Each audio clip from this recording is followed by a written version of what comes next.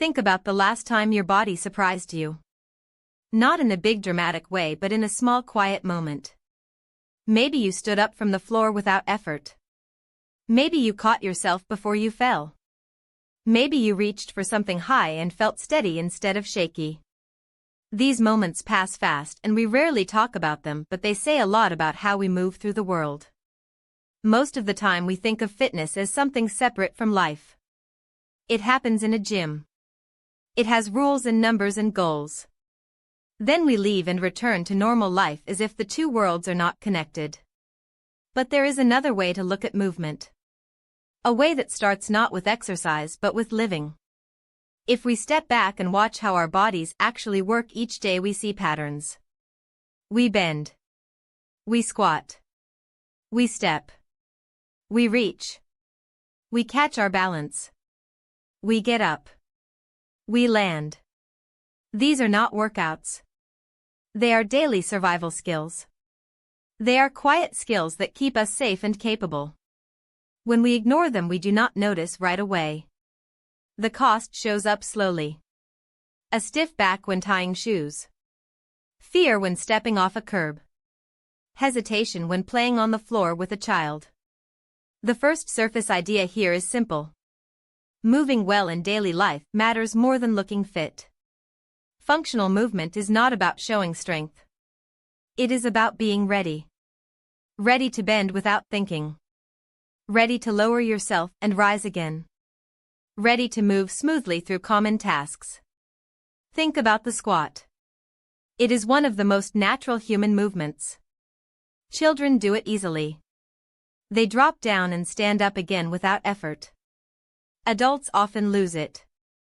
Chairs replace the motion. We sit down instead of lowering ourselves. Over time the body forgets. Then one day picking something up feels heavy. Standing feels slow. The movement did not change. We did.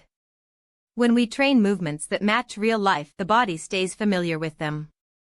Standing from the floor stays normal. Bending does not feel like a risk. Even this simple idea already points to something deeper. The hidden assumption most of us carry is that danger comes from movement itself. We think if we move less we stay safe. We avoid jumping. We avoid dropping. We avoid climbing. We avoid falling. We design life to remove these actions. But the body does not become safer by avoiding challenge. It becomes more fragile. The real risk is not movement. The real risk is being unprepared when movement happens anyway. Life will not stop asking us to move. We will still trip. We will still misstep. We will still need to react. When the body has never practiced landing, then a small drop feels like a shock.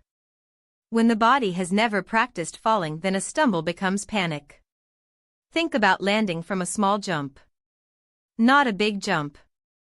Just stepping down from a truck bed or a rock on a trail. A body that knows how to land bends. It spreads the force. It stays calm. A body that does not know locks up. The force goes straight through joints. Fear arrives first, then pain follows. This is not about being brave. It is about familiarity. The body responds best to what it recognizes. Rolls offer another quiet lesson. Falling is not a failure. It is a skill. When we know how to roll, the ground does not feel like an enemy. Impact turns into motion. Force turns into flow. This is a structural pattern that shows up again and again. Resistance creates damage. Redirection creates safety. We see it in movement and also in life. When we resist every obstacle head-on, we break. When we learn how to move with it, we adapt. The same pattern appears with barriers. Most people walk around obstacles not because they cannot cross them but because they never practiced how. A hip-high wall becomes a symbol.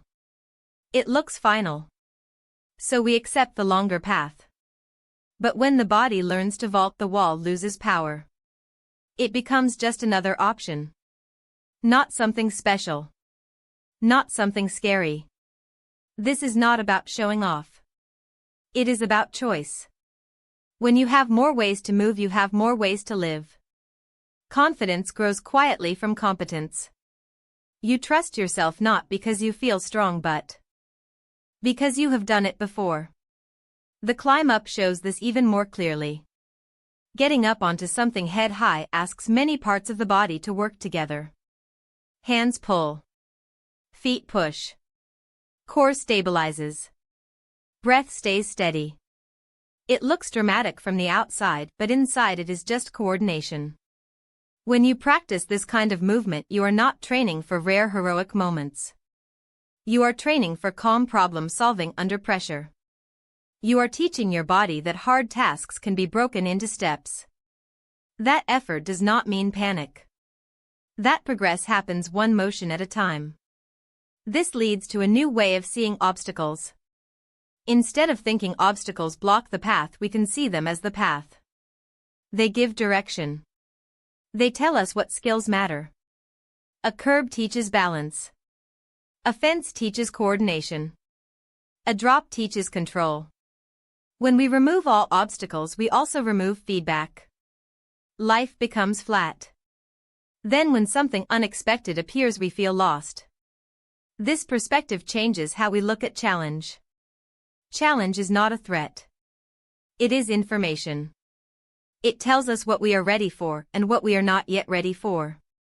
In daily life, this shows up everywhere. Getting up from the floor without using hands. Carrying groceries upstairs. Playing without fear. Recovering quickly from a slip. These are not small things. They shape how free we feel in our own body. When movement feels safe, we take part more fully. We explore. We help. We act. When movement feels risky, we hold back. We avoid. We shrink our world. Training functional movement is really training trust. Trust between the mind and the body. Trust that when something happens, you can respond. Not perfectly, but well enough. This trust does not come from thinking. It comes from repetition. From meeting small challenges again and again. From learning that discomfort passes. From learning that effort does not equal harm. From learning that falling can be safe. We do not need extreme situations to practice this. Everyday life already offers enough. Sitting less and squatting more. Stepping down with awareness. Getting off the ground in different ways. Playing instead of avoiding. Over time, the body changes quietly. Movements feel lighter. Fear loses its grip. The world feels more open. Even if we never need to climb a wall to escape danger, the mindset stays. When something blocks us, we ask how instead of why. We look for movement instead of retreat. The obstacle invites engagement. It becomes part of the way forward. So the question is not whether you will ever need these skills. The question is what kind of relationship you want with your body and with the challenges that appear in front of you. When the next small obstacle shows up, will you walk around it without thinking, or will you see it as an invitation to move differently, and what choice will you make?